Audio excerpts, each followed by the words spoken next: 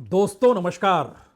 भारत और अमेरिका के संबंध या कहें भारत के अमेरिका के साथ संबंध इतने प्रगाढ़ कभी नहीं थे कि भारत के प्रधानमंत्री खुलकर अमेरिकी राष्ट्रपति की तारीफों के पुलों को बांधने में लग जाएं और अमेरिकी राष्ट्रपति के हर कार्यकलाप भारत के प्रधानमंत्री को ना सिर्फ अच्छे लगने लगे बल्कि वह दुनिया को भी बताने लगे कि देखिए अमेरिकी राष्ट्रपति ट्रंप के होने का मतलब होता क्या है, वो किस तरीके से संस्थानों की रक्षा करते हैं, वो कैसे अमेरिका फर्स्ट के आसरे देशभक्ति को दिखलाते हैं, वो कैसे दुनिया के भीतर से युद्ध को समाप्त करने की दिशा में बढ़ जाते हैं। कमाल के राष्ट्रपति डोनाल्ड ट्रंप हैं और प्रधानमंत्री नरेंद्र मोदी लगातार पलके बिछाए हुए हैं। लेकिन अगला सवाल तो यह भी है कि दुनिया के विकसित देशों की कतारों में अमेरिका का नंबर 1 है और भारत विकसित नहीं विकासशील देशों की कतारों में भी निचली पायदान पर है और कई मायनों में खास तौर से प्रति व्यक्ति आय के लिहाज से तो भारत गरीब देशों की कतार में खड़ा होता है। यानी यहां की अर्थव्यवस्था और यहां की जीडीपी की इकोनॉमी, इन दोनों के बीच इतना व्यापक अंतर है कि सरकार उस जीडीपी के साथ खड़ी है जो दुनिया को बाजार के तौर पर लुभाती है और सरकार के अपने कार्यक्रम इस देश के गरीबों को लुभाते हैं जो वो लाभार्थी के तौर पर या फिर कल्याणकारी योजनाओं के जरिए सब कुछ फ्री में देने पर राजी हो चले हैं। लेकिन डूबती इकोनॉमी को संभाल पाने के लिए उन्हें अमेरिका को ही देखना है। तो जब आप अमेरिका के साथ खड़े हैं तो फिर अमेरिका की टेक्नोलॉजी, अमेरिका की गाड़ियां, अमेरिका की नीतियां और अमेरिका की सामरिक कूटनीति सबके साथ आपको खड़ा होना होगा। और भारत के भीतर का एक अनूठा सच कम से कम बीते 11 वर्षों में यही रहा है कि टेक्नोलॉजी के आश्रय और उस टेक्नोलॉजी में भी मीडिया के आश्रय जितना प्रभाव भारत के जनमानस के पटल पर सूचनाओं के जरिए सरकार ने डाला, वैसा प्रभाव इससे पहले कोई सरकार डाल नहीं पाई। और यह सवाल 2014 के चुनाव में ही पहली बार आकर खड़ा हो गया था जब यह कहा गया कि सोशल मीडिया बीजेपी के लिए एक बेहतरीन चुनावी हथियार है और क्या कांग्रेस या क्या दूसरे राजनीतिक दल वह तो वहां टिक भी नहीं पाएंगे।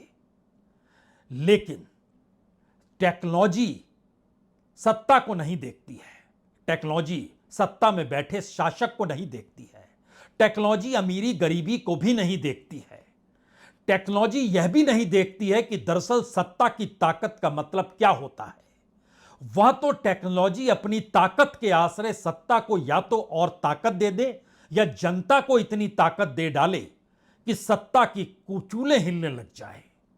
और बीते 11 बरस की कहानी शायद उसी मोड़ पर आकर खड़ी हो गई जहां एक वक्त सोशल मीडिया बीजेपी के लिए हथियार था और आज की तारीख में वही सोशल मीडिया बीजेपी के लिए हथियार है, लेकिन अब वह इस्तेमाल नहीं करती है बल्कि टेक्नोलॉजी और लोग यहां के उस हथियार का इस्तेमाल बीजेपी की पोल पट्टी को खोलने में लग जाते हैं। यह टेक्नोलॉजी का कमाल है कि आप लोगों को डरा सकते हैं, टेक्नोलॉजी को नहीं डरा सकते हैं। और शायद यही वो वजह है जिसमें सरकार ने जो नियम कायदे बनाए, उन नियम कायदों के तहत सुप्रीम कोर्ट ने जो फैसला दिया, सुप्रीम कोर्ट के फैसले के समानांतर एक दूसरा अधिनियम सरकार ने यह कहकर बना दिया, उसे भूल जाइए, इसे याद रखिए और इसके सहारे आप सोशल मीडिया पर हम जो चाहेंगे वही रखा जाएगा। यानी कंटेंट जो होगा वह हमारे अनुकूल होना चाहिए। यह बात एलन मस्क की कंपनी एक्स को ठीक नहीं लगी। उसने बिना देखे हाई कोर्ट का दरवाजा खटखटा दिया। चूंकि हेडक्वार्टर बेंगलोर में है तो कर्नाटक हाई कोर्ट का दरवाजा खटखटा दिया गया और कहा गया कि दरअसल यह सरकार यानी मोदी सरकार सेंसरशिप लगाना चाहती है। वो आजादी देना नहीं चाहती है सोशल मीडिया में। वो नहीं चाहती है कि वहां पर जो कंटेंट उसके खिलाफ हो वह कंटिन्यू करे, यानी वो लगा रह जाए। उसको हटाने के लिए अधिनियम को लेकर आ गई। तो सुप्रीम कोर्ट ने जो 2015 में फैसला दिया था, उस फैसले को याद कराते हुए एलन मस्क की कंपनी एक्स ने कर्नाटक हाईकोर्ट का जो दरवाजा खटखटाया, उसके संदेश बहुत साफ हैं। यह टकराव एलन मस्क की उस आजादी से जुड़ा है जो वह दुनिया भर में अपना विस्तार चाहते हैं। पैसा भरपूर है, अमेरिकी सत्ता साथ खड़ी है या वह खुद अमेरिकी सत्ता के साथ है। ऐसे में भारत जो अमेरिकी सत्ता के साथ खड़ा हो या ना हो, लेकिन हर नीतियों के साथ खड़ा है, तो यह टकराव दिलचस्प नहीं। यह टकराव दरअसल उस विस्तार और उस सत्ता की नकेल कसने की चाहत का है, और दूसरी तरफ सत्ता जनता पर नकेल कसने के लिए जो अभी तक प्रयोग करती चली आई, उसका वह विस्तार चाहती है। दरअसल यह मामला बेहद शानदार है। यह मामला इसलिए बड़ा महत्वपूर्ण है क्योंकि सरकार उचित प्रक्रिया का पालन करेगी और सोशल मीडिया प्लेटफॉर्म को कानून का पालन करना चाहिए, यह बाकायदा सरकार के एक अधिकारी ने कहा। लेकिन यह अधिकारी को यह कहने की जरूरत क्यों पड़ गई? क्योंकि एलन मस्क की कंपनी एक्स ने हाईकोर्ट में जो मुकदमा दायर किया, उसमें उसने बहुत साफ तौर पर इंडिकेशन तब का दिया जिस समय एक्स नहीं था, बल्कि वह ट्विटर हुआ करता था। यानी पूरा रिएक्शन जो है वो माइक्रो ब्लॉगिंग साइट जो थी, जो ट्विटर की थी, उसके जरिए कर्नाटक में जो रिट याचिका दायर की गई, उसमें एक्स ने 2015 के श्रेया सिंघल मामले में सुप्रीम कोर्ट के उस फैसले का हवाला दिया, जो अपने आप में ऐतिहासिक फैसला इसलिए था क्योंकि सुप्रीम कोर्ट ने भारतीय सूचना प्रौद्योगिकी अधिनियम 2000 की धारा 66A को रद्द कर दिया था, जो कि संचार उपकरणों पर आपत्तिजनक संदेश भेजने का अपराध के तौर पर उसे मानती है। उस 66A को सुप्रीम कोर्ट ने रद्द कर दिया। सरकार तो सरकार है, वो रुकेगी कहां? वह एक नया नियम ले आई, आईटी अधिनियम की केंद्र धारा 79(3)B ले आई और उसके मातहत उसने कार्रवाई की। इसी को लेकर एलन मस्क की कंपनी एक्स ने सेंटर पर एक रिट याचिका सू कर दिया और एलन मस्क की कंपनी एक्स ने भारत सरकार पर जो मुकदमा ठोका, उसमें खुले तौर पर यह लिखा गया, उस रिट याचिका की कॉपी हमारे पास है, उसमें लिखा गया आईटी अधिनियम के दुरुपयोग को आप कर रहे हैं और सुप्रीम कोर्ट के फैसले को रोकने के लिए आप आईटी अधिनियम नया बनाकर ले आए हैं। इस याचिका में खुले तौर पर कहा गया कि गैर कानूनी सामग्री विनिमयन और मनमाने ढंग से सेंसरशिप की जा रही है। एक्स उसको चुनौती देता है क्योंकि आईटी अधिनियम की केंद्रीय धारा 79(3)B उसके उपयोग को लेकर सरकार जो रुख अपना रही है, यह सेंसरशिप की दिशा में न सिर्फ कदम बढ़ाता है बल्कि कंटेंट को रोकता है, क्योंकि यह धारा सुप्रीम कोर्ट के फैसले का सीधे तौर पर उल्लंघन करती है। साथ ही ऑनलाइन अभिव्यक्ति की स्वतंत्रता को कमजोर भी करती है। तो ऑनलाइन स्वतंत्रता का उपयोग किस तरीके से मोदी सरकार ने 11 सालों में किया, यह बताने की जरूरत होनी नहीं चाहिए। लेकिन इस दौर में एक्स का आर्टिफिशियल इंटेलिजेंस, एक्स ग्रुप, ये सारी चीजें जो एक झटके में आई, उसने एक्स द्वारा दायर की गई इस रिट याचिका पर समूची दुनिया का निगाहों को उठा दिया और कहा भारत में अभिव्यक्ति की स्वतंत्रता को कमजोर करने के लिए क्या आईटी अधिनियम मोदी सरकार लेकर आई है? क्योंकि सरकार जो है वो आर्टिकल 69A में लिखी हुई कानूनी प्रक्रिया को दरकिनार करते हुए समानांतर कंटेंट को रोकने के लिए, तंत्र बनाने के लिए एक आईटी अधिनियम की केंद्रीय धारा 79(3)B का उपयोग कर रही है। अब यहां पर सवाल है कि 2015 में जिस कंटेंट का जिक्र सुप्रीम कोर्ट ने किया था, उसमें 69A के तहत कानूनी रूप से ही रोका जा सकता है, यानी किसी दूसरे अधिनियम को आप नहीं लाएंगे। और सुप्रीम कोर्ट ने कहा था कि किसी भी कंटेंट को रोकने के लिए या तो उचित न्यायिक प्रक्रिया होगी या फिर जो धारा 69A है उसके तहत कानूनी तौर पर पहल की जाए, जांच की जाए, तभी आप रोक सकते हैं। लेकिन इन सब के बीच information and broadcasting ministry INB की तरफ से जो नया अधिनियम लाया गया उसकी जो धारा 79(3)(b है, उसने ऑनलाइन प्लेटफॉर्म को अदालत या सरकारी अधिसूचना द्वारा निर्देशित करने की दिशा में आदेश दे दिया। यानी जो अवैध सामग्री सरकार को लगेगी यह गलत है, तो फिर हमारा आदेश आपको मानना होगा। आदेश ना मानने पर क्या होगा और क्यों यह चुनौती दी गई एलन मस्क की कंपनी एक्स के द्वारा, यह वाकई बड़ा महत्वपूर्ण है। क्योंकि 79(3)(b जो नया अधिनियम लाया गया उसके तहत लिखा गया है कि ऑनलाइन प्लेटफॉर्म को न्यायालय के आदेश या सरकारी अधिसूचना द्वारा निर्देशित होने पर अवैध सामग्री को हटाने का आदेश दिया जा रहा है। और अगर कोई प्लेटफॉर्म 36 घंटे के भीतर ऐसा करने में विफल रहता है तो उसे धारा 79(1) के तहत अपने बचाव के रास्ते खो देने होंगे। यानी वो बचाव भी नहीं कर पाएगा। और उसकी अगली लाइन, इतना ही नहीं, उसको भारतीय दंड संहिता यानी इंडियन पेनल कोड यानी आईपीसी की अलग अलग कानूनी धाराओं के साथ साथ जवाबदेह भी ठहराया जा सकता है। यानी एक क्रिमिनल की तर्ज पर आपके खिलाफ कार्रवाई होगी। अब यह सवाल वाकई बड़ा है कि जो सुप्रीम कोर्ट ने इससे पहले कहा था कि जो 69(a) की धारा है उसके तहत ही कार्रवाई होनी चाहिए, वो बेमानी हो गई। जो कहा था कि एक न्यायिक प्रक्रिया के तहत कंटेंट को लेकर सवाल होना चाहिए, उसको हटाना या नहीं, वो भी बेमानी हो गई। एक्स ने इसीलिए दरवाजा खटखटाया कि जो प्रावधान सरकार लेकर आई है कि ऑनलाइन सामग्री को रोकने की स्वतंत्रता उसको मिल जाएगी, यह दरअसल अभिव्यक्ति की स्वतंत्रता पर सीधा हमला है, यानी सेंसरशिप की शुरुआत है। एलन मस्क की कंपनी इस दौर में आर्टिफिशियल इंटेलिजेंस के जरिए जो खास तौर से एक्स में हंगामा मचाए हुए है, वह इस दौर में इसलिए महत्वपूर्ण है क्योंकि चंद दिनों पहले जब प्रधानमंत्री अमेरिका की यात्रा पर थे तो वहां एलन मस्क मिले। एलन मस्क से बड़ी शानदार बातचीत हुई। उन्होंने अपने इलेक्ट्रिक व्हीकल का जिक्र, टेस्ला का जिक्र किया, भारत लाना चाहते हैं।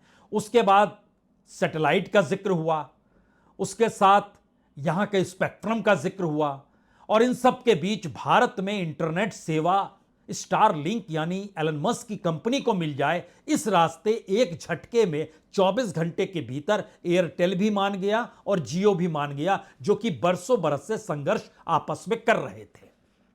अब इस खेल की परतों को खोले उससे पहले हमें लगता है कि एलन मस्क के साथ जो पूरी बातचीत हो रही थी, हालांकि परिवार के साथ एलन मस्क आए थे, लेकिन दूसरी तरफ प्रधानमंत्री मोदी के साथ तमाम अधिकारी बैठे थे और वो अधिकारी टेक्नोलॉजी को लेकर बैठे थे कि एलन मस्क से बात तो उसी पर की जाएगी। उन तस्वीरों को देखिए, तब इस हिस्से को खोला जाएगा कि मुश्किल सरकार के लिए वही हथियार बन गया जिस हथियार का उपयोग 2014 से किया जा रहा था और एक एक पोल पट्टी कैसे खुलने लग गई।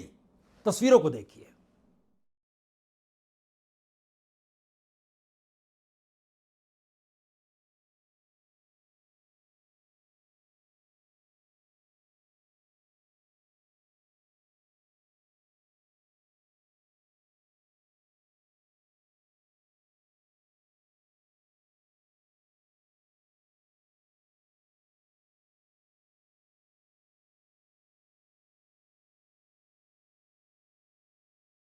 इन तस्वीरों में भारत के प्रधानमंत्री नरेंद्र मोदी की निकटता एलन मस्क के साथ दिखाई तो देती है और इस दौर में अमेरिका का गुणगान प्रधानमंत्री मोदी खुलकर भी कर रहे हैं। और शायद इसीलिए जो बातचीत का सिलसिला था उसमें यूं ही स्टारलिंक पर समझौता नहीं हुआ, यूं ही आर्टिफिशियल इंटेलिजेंस के साथ ग्रुप नहीं आ गया। और इस दौर में एक्स पर जो सवाल इस देश की जनता कहने से घबराती थी, जिन सवालों का जवाब उसे पता होता था लेकिन वह एक भी शब्द अगर लिखती थी तो उसके खिलाफ कानूनी कार्रवाई से लेकर बदनाम करने से लेकर देशद्रोही तक ठहराने की स्थिति में पूरा का पूरा आईटी सेल जो बीजेपी का और गोदी मीडिया लग जाता था। यानी एक पूरी की पूरी प्रक्रिया थी जिसमें भारत के भीतर कम से कम कोई नागरिक सवाल ना उठाए। दूसरी तरफ पूरी की पूरी प्रक्रिया रही कि भारत के भीतर का जो मेन स्ट्रीम मीडिया, जो गोदी मीडिया में तब्दील हो गया, उसके जरिए भी उन बातों को सामने रखा ही ना जाए कि इस देश के भीतर हो क्या रहा है, सच क्या है, यह कोई ना जान पाए। इसीलिए आपने देखा होगा कि कल ही पार्लियामेंट में बहस चल रही थी, तो उसमें एक सवाल टीएमसी के सांसद साकेत गोखले ने उठा दिया कि दरअसल सीबीआई के पास लगभग 6,900 मामले लंबित पड़े हैं। उन लंबित मामलों की पोटली इसलिए नहीं खोली जाती है क्योंकि इस दौर के राजा डरे हुए हैं। अब इसको लेकर हंगामा मच गया और वहां के स्पीकर ने कहा कि इस डरे हुए का क्या मतलब है, इसको आप हटाइए। उसके बाद तानाशाही को साकेत गोखले ने डिफाइन किया कि उसमें तानाशाही में भी शाह शब्द है, और शाह शब्द किस चीज का प्रतीक होता है, उसको भी हटाने को कह दिया। और ये सारी बातें बतलाती है कमोवेश हर क्षेत्र के भीतर सरकार ये पसंद करती ही नहीं कि कोई उसे कटघरे में खड़ा करे, और जब वो जानकारी मीडिया के जरिए जनता तक पहुंचेगी नहीं, इस देश का फैक्ट क्या है। एक हफ्ते पहले जिसका जिक्र कल भी हम कर रहे थे कि लगभग 16,35,000 करोड़ रुपए इस दौर में कॉरपोरेट के माफ कर दिए गए। जो रिटर्न ऑफ है खुद सरकार कह रही है, खुद सरकार ने कहा ईडी की तरफ से 193 केसेस पॉलिटिशियंस के खिलाफ हुए, उसमें सिर्फ 2 ही कन्विक्टेड है, बाकी सभी के खिलाफ मामले लंबित पड़े हैं। यानी कोई भी सवाल इस दौर में जब ना आ पा रहा हो, तब आर्टिफिशियल इंटेलिजेंस एक्स का जो ग्रुप के जरिए आया उसने बताना शुरू कर दिया। और इस पूरी प्रक्रिया के भीतर स्टारलिंक भारत में आ रहा है। जिस स्पेक्ट्रम को लेकर लड़ाई चलती थी, उस स्पेक्ट्रम की बोली इस दौर में नहीं लगेगी, बरस दर बरस लगनी चाहिए, नहीं लगेगी। अब जब नहीं लगेगी और उसमें बीएसएनएल को शामिल नहीं करने दिया जाएगा, तो फिर वो जिसे मन चाहे सरकार उसे देगी, राष्ट्रभक्ति के तौर पर दे देगी। अब ये सारी प्रक्रिया तो सरकार अभी तक चलाती थी, लेकिन एक झटके में अगर आप एक्स पर जाकर @ROK से भी पूछेंगे, GROK से भी पूछेंगे, ये स्पेक्ट्रम का खेल क्या और स्टारलिंक को क्या फ्री में आने दिया जा रहा है, वो पूरा जवाब झट से दे देगा, क्योंकि उसके साथ वो पूरे फैक्ट्स एंड फिगर जुड़े हुए हैं। वो फिगर्स को कंपाइल करेगा और उसको सामने रख देगा, जिसमें बताएगा जो जानकारी दे रहे हैं आपको किस रूप में बातचीत हुई, और जियो को और एयरटेल को एक झटके में झुकना पड़ गया, जो कल तक स्पेक्ट्रम के लिए मारामारी कर रहे थे। और इस दौर में एक वक्त सीएजी को लगा था 2G स्पेक्ट्रम में 1,70,000 करोड़ का घोटाला हो गया। वही जब 5G आया तो सरकार ने कहा रेवेन्यू 55,000 करोड़ का फायदा हुआ है, यानी उस दौर की तुलना में 3 गुना कम मुनाफा, लेकिन उस दौर का नुकसान 1,70,000 करोड़ रुपए बता दिया गया। गजब की परिस्थितियों के बीच चलते रहा, क्योंकि सूचनाएं पर कब्जा अगर सत्ता कर लेती है तो फिर उसके बाद कुछ नहीं बचता। और शायद यही वो परिस्थिति है जिसमें एक्स को पहली बार समझ में आया, यानी एलन मस्क को समझ में आया कि भारत जैसे देश में जहां सबसे ज्यादा उसके कंज्यूमर हैं, उन कंज्यूमर के साथ अगर वह इस रूप में जुड़ गई, जहां पर यह सवाल बड़ा हो जाएगा कि आप कुछ भी पूछ सकते हैं, कुछ भी कह सकते हैं, और यह लड़ाई अगर वो खुद लड़ने लग जाए, तो एक झटके में वह तो इस देश के भीतर टेक्नोलॉजी का नायक हो जाएगा। और यह फैक्ट भी है, क्योंकि जो ग्रुप लेकर आया गया है, ऐसा नहीं है कि भारत के भीतर में सीरी पहले से है, एलेक्सा पहले से है, गूगल पहले से है, लेकिन जो ये आर्टिफिशियल इंटेलिजेंस का जो चैटबॉट है, ग्रुप आर्टिफिशियल इंटेलिजेंस, ये दरअसल 2023 नवंबर में इसको किया गया था लॉन्च। और उस समय एक जानकारी आई थी कि ग्रुप शब्द कहां से आया। हालांकि उसके पीछे 2 अलग अलग राय है। एक कहा गया कि अमेरिकी साइंस फिक्शन लिखने वाले थे, उनकी किताब थी, जो व्यक्ति थे उनकी नाम था रॉबर्ट ए हैनलॉन, और उन्होंने 1961 में किताब लिखी थी stranger in A stranger land. उसमें ग्रोक शब्द का इस्तेमाल किया गया था, और वह उस किताब में ग्रोकिंग का मतलब था कि दूसरों के लिए गहरी सहानुभूति रखना। जब मस्क से इससे पूछा गया तो उन्होंने कहा नहीं नहीं, ऐसा नहीं है, ये तो हमने डगलस एडम्स की जो किताब थी the hitchhiker guide to galaxy, उससे प्रेरणा ली है, और इसमें ग्रोक को व्यंग बहुत पसंद है, इसीलिए वो उसी तरीके का जवाब देता है। लेकिन ये सारी बात तो इसलिए कही जा रही है कि कैसे संवाद आसान हो जाए।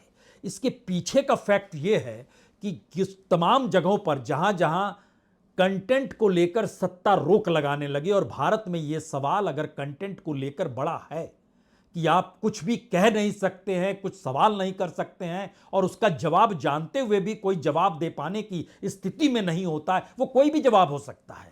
वो औरंगजेब का सवाल हो सकता है, वो प्रधानमंत्री की डिग्री का सवाल हो सकता है, वो राहुल गांधी की प्राइम मिनिस्टरशिप होगी या नहीं होगी इसको लेकर सवाल हो सकता है, वह बीजेपी के आईटी सेल के उपयोग और उसकी पूरी फील्डिंग किस रूप में चलती रही, 10 बरस से उसने क्या किया, यह भी सवाल हो सकता है।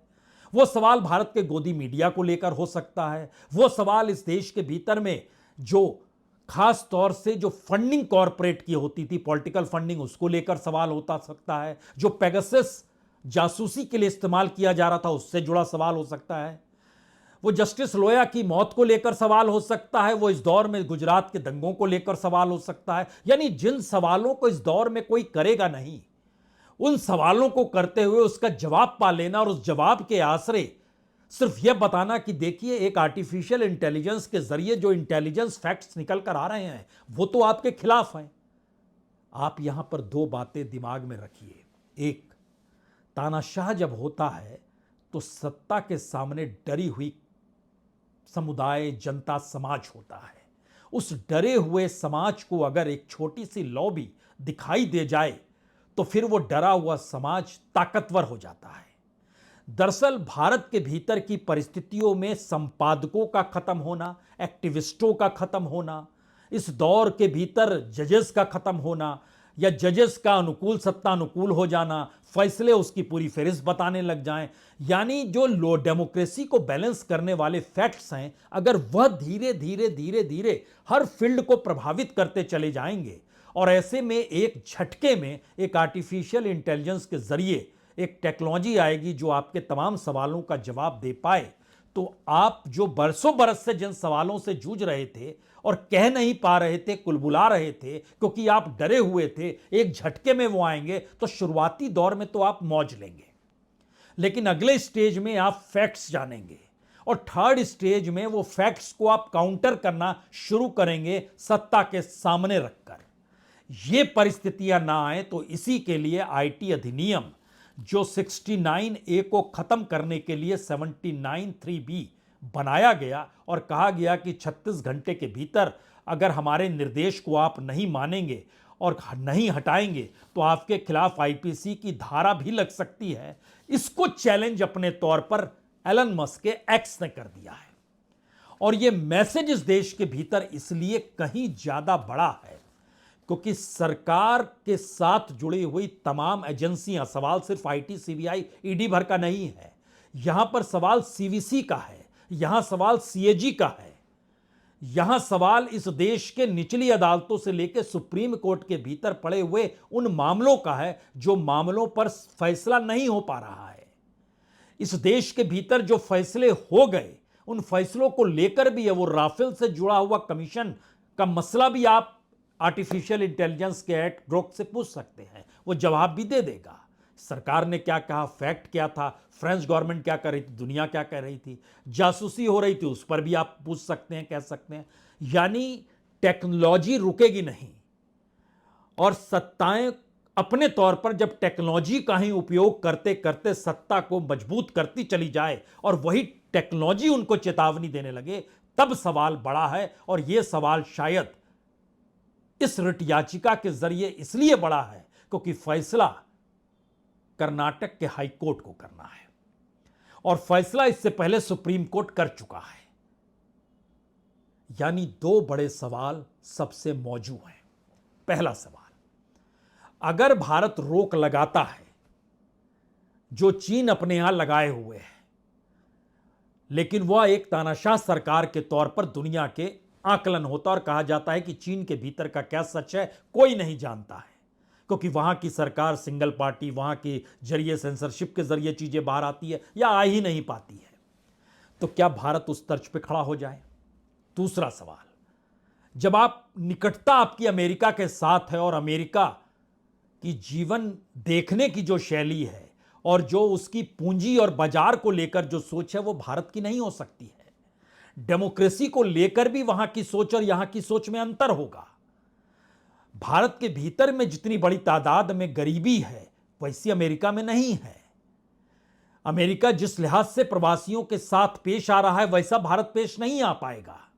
ये सारे सवालों के बीच आप जब अमेरिका की कूटनीति, विदेश नीति, आर्थिक नीति, ट्रेड वार सबके साथ खड़े होंगे तो फिर आपको जगह उसकी हर उस टेक्नोलॉजी को देनी होगी। तब आपको सोचना होगा कि अब आप क्या करेंगे। और बड़ा सवाल जो इन दोनों सवालों से आगे का है उसमें इस देश की डरी हुई जनता को क्या टेक्नोलॉजी और आर्टिफिशियल इंटेलिजेंस के जरिए बल मिलेगा और वह उस दृष्टि को अपनाएगी और सोच पाएगी। यह सवाल शायद सबसे बड़ा और सबसे जरूरी है जो मौजूदा वक्त में कम से कम सरकार के खिलाफ, वह भी मोदी सरकार के खिलाफ एलन मस्क की कंपनी द्वारा रिट याचिका जो दायर की गई उसके जरिए तो उभरता ही है। बहुत बहुत शुक्रिया, बहुत बहुत शुक्रिया।